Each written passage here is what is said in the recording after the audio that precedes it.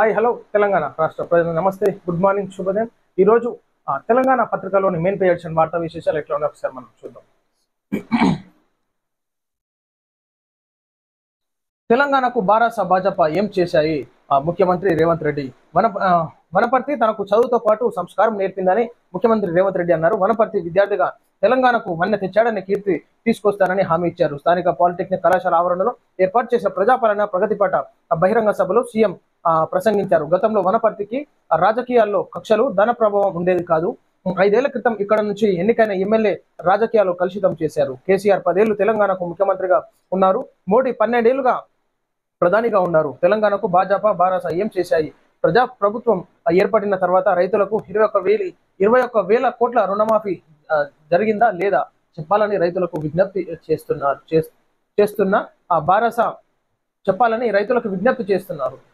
బారాస భాజపా నాయకులు తప్పుడు ప్రచారాన్ని రైతులు తిప్పికొట్టాలి. విద్యుత్ డిమాండ్ పెరుగుతున్నా ఎక్కడైనా కోతలు విధించామా?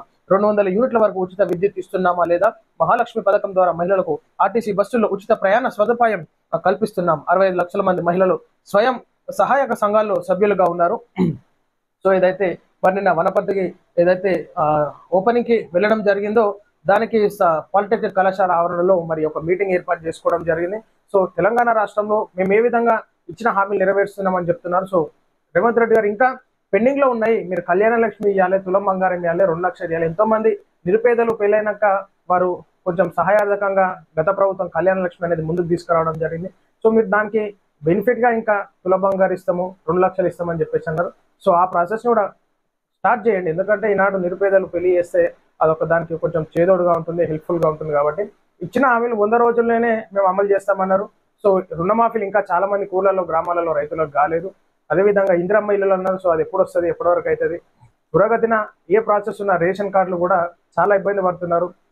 సో ఈ ప్రాసెస్ అనేది తొందరగా కంప్లీట్ చేసుకుంటే బాగుంటుందని చెప్పి కోరుతా ఉన్నాం. జాదవ్పూర్ యూనివర్సిటీలో ఉద్రిక్తత, విధ్వంసం కేసులో ఒకరి అరెస్ట్. పశ్చిమ బెంగాల్ రాజధాని కోల్కతాలోని జాదవ్పూర్ యూనివర్సిటీలో ఉద్రిక్త పరిస్థితులు నెలకొన్నాయి. విద్యార్థి సంఘం ఎన్నికల తేదీలను వెంటనే ప్రకటించాలని స్టూడెంట్స్ డిమాండ్ చేస్తున్నారు. ఈ నేపథ్యంలో విద్యార్థుల నిరసన హింసాత్మకంగా మారింది. ఉపాధ్యాయ సంఘ కార్యాలయాలన్నీ వారు ముట్టడించి దిప్పంటించారు. దీంతో యూనివర్సిటీలో పరిస్థితులు అదుపు తప్పాయి. కాగా విద్యాశాఖ మంత్రి భృత్య బసు జాదవ్ యూనివర్సిటీని సందర్శించారు. విద్యార్థులు ఆయన వాహనాన్ని చుట్టుముట్టి దాడి చేశారు. కారు బ్యానెట్ ను ధ్వంసం చేశారు. దానిపై బ్రోకర్ అని రాశారు. వాహనంపైకి బూట్లు విసిరారు. విద్యార్థుల నిరసన నేపథ్యంలో మంత్రి బాసు 2 గంటల పాటు వాహనంలో చిక్కుకుపోయారు. సో అయితే జాదవ్పూర్ యూనివర్సిటీలో ఉద్రిక్త పరిస్థితులు నెలకొనడం జరిగింది. ప్రభుత్వానికి వ్యతిరేకంగా ఎవరు మాట్లాడలేదు. విహెచ్ తన నివాసంలో బీసీ నేతలతో జరిగిన సమావేశం ప్రభుత్వానికి వ్యతిరేకంగా ఎవరు మాట్లాడలేదని తేల్చి చెప్పారు.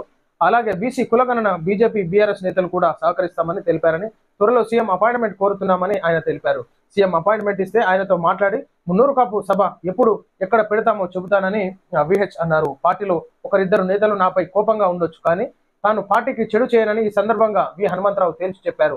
ఇదిలా ఉంటే కాంగ్రెస్ పార్టీలో సీనియర్ నేత మాజీ ఎంపీ వి హనుమంతరావు మున్నూరు కాపు నేతల సమావేశం నిర్వహించిన విషయం తెలిసిందే. ఈ సమావేశంలో కాంగ్రెస్ కి వ్యతిరేకంగా విహెచ్ మాట్లాడారు. ఆ కాంగ్రెస్ అధిష్టానం సీరియస్ అయింది. సో ఈనాడు మనం బీసీల గురించి చర్చ మనం తీసుకుంటే, మనము ఏదైతే రీసెంట్ గా తీర్మాన్ మల్లన్న ఏదైతే ఎమ్మెల్సీకి సపోర్ట్ చేయడం, బీసీ అభ్యర్థికి సపోర్ట్ చేయడం, ఏ పార్టీ అయినా సరే కానీ బీసీ అభ్యర్థికి సపోర్ట్ చేస్తా అని చెప్పడము, సో తన గురించి మాట్లాడడం, ప్రస్తావన తీసుకురావడంతో మరి ఈనాడు తెలంగాణ రాష్ట్రంలో కాంగ్రెస్ పార్టీలో ఉంటూ కాంగ్రెస్ పార్టీకి చిడి చేస్తున్నారని చెప్పేసి మరి మనం చూసుకోవచ్చు. పార్టీలో సస్పెండ్ చేయడం జరిగింది. కానీ బీసీ ప్రజలైనా ఖచ్చితంగా దీన్ని గుర్తుంచుకోవాలి. ఈనాడు వాయిస్ రేజ్ చేసినటువంటి గుర్తులను తొక్కాలని చెప్పి ప్రయత్నిస్తున్నారు.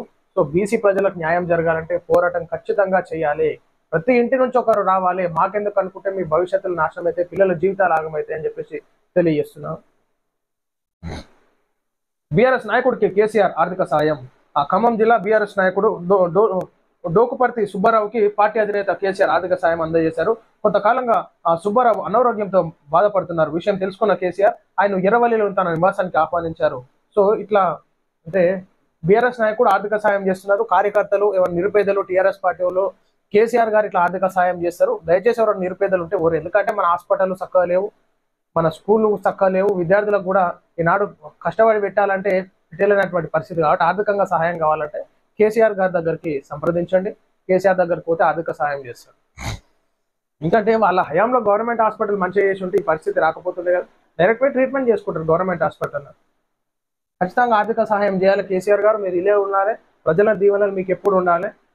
ఎవరు కార్యకర్తలకు మీకు ఆర్థికంగా కుంగిపోయింది, ఆరోగ్య సమస్యలు ఉంటే హాస్పిటల్లో పెట్టలేని పైసలు పెట్టి చికిత్సలు చేయించుకోలేకపోతే కేసీఆర్ గారి దగ్గరికి వెళ్ళండి. కేసీఆర్ అంటే కాళేశ్వరం, కాంగ్రెస్ అంటే Shanishwaram. BRS working president Sircilla MLA KTR. KCR అంటే కాళేశ్వరం, కాంగ్రెస్ అంటే శనీశ్వరం అని BRS working president Sircilla MLA KTR పేర్కొన్నారు. సిరిసిల్ల పర్యటనలో భాగంగా కేటీఆర్ దేవునిగుట్ట తండాలో రైతులను కలిశారు. ఈ సందర్భంగా ఆ సాగునీరు లేక తాము పడుతున్న ఇబ్బందులను కేటీఆర్ వివరించారు. ఈ సందర్భంగా కేటీఆర్ మీడియాతో మాట్లాడుతూ కేసీఆర్ కాళేశ్వరం నుంచి నీళ్లు తీసుకువచ్చి మల్కపేట రిజర్వాయర్లో పోస్తే దేవునిగుట్ట తండాలోని రైతులు వ్యవసాయం చేసేవారు. కేసీఆర్ మీద ఉన్న కోపం, ద్వేషంతో మేడిగడ్డలో జరిగిన కుట్రపూరిత ప్రమాదాన్ని సాగుకు చూపించడంతో రాష్ట్ర వ్యాప్తంగా పంటలు ఎండిపోతున్నాయి. సో ఏదైతే దేవునిగుట్ట తండా ప్రజలు ఈనాడు కేటీఆర్కి విన్నవించుకోవడం జరుగుతుంది. సో మా పరిస్థితులు దారుణంగా ఉన్నాయి, పంటలకు నీళ్ళు అందడం లేదన్నట్టుగా చెప్పడం జరిగింది.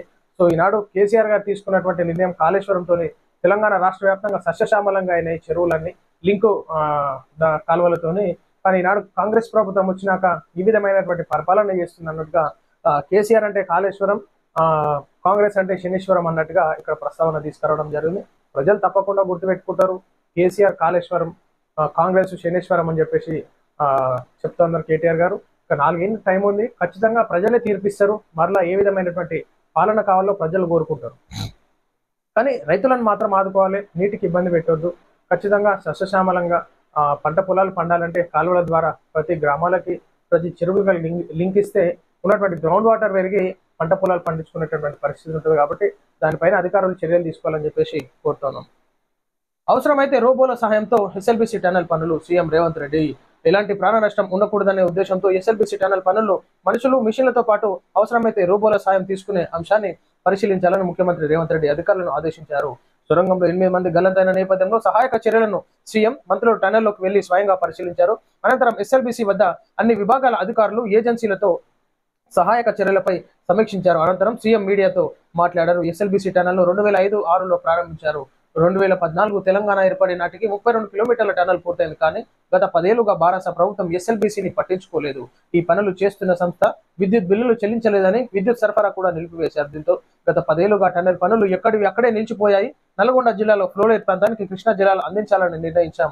కాంగ్రెస్ అధికారంలోకి వచ్చిన తర్వాత ప్రతిష్టాత్మకంగా తీసుకొని ప్రాజెక్టును పూర్తి చేయాలని ఆగిపోయిన పనులను తిరిగి ప్రారంభించాం. సో ఇది అనుకోని సంఘటన అక్కడ జరిగింది. సో ఎవరు కావాలని చేయరు, అన్ఎక్స్పెక్టెడ్ గా జరిగింది. కాబట్టి ఆ 8 మంది ఆ బురదలోనే కూరుకుపోవడం జరిగింది. సో బాడీస్ ని వెలికి తీసే క్రమంలో ఇంకా డెప్త్ లో ఉన్నట్టుగా అక్కడ క్లారిటీ రావడం జరిగింది. కాబట్టి బహుశా ఈ రోజు రేపు అట్లా తీసేటటువంటి ప్రయత్నాలు జరుగుతూ ఉన్నాయి. అది వారి కుటుంబాలను కూడా ఆదుకోవాల్సిందిగా కోరుతా ఉన్నాం. కేంద్ర మంత్రి కుమార్తెకు వేధింపులు, పోలీసులకు ఫిర్యాదు.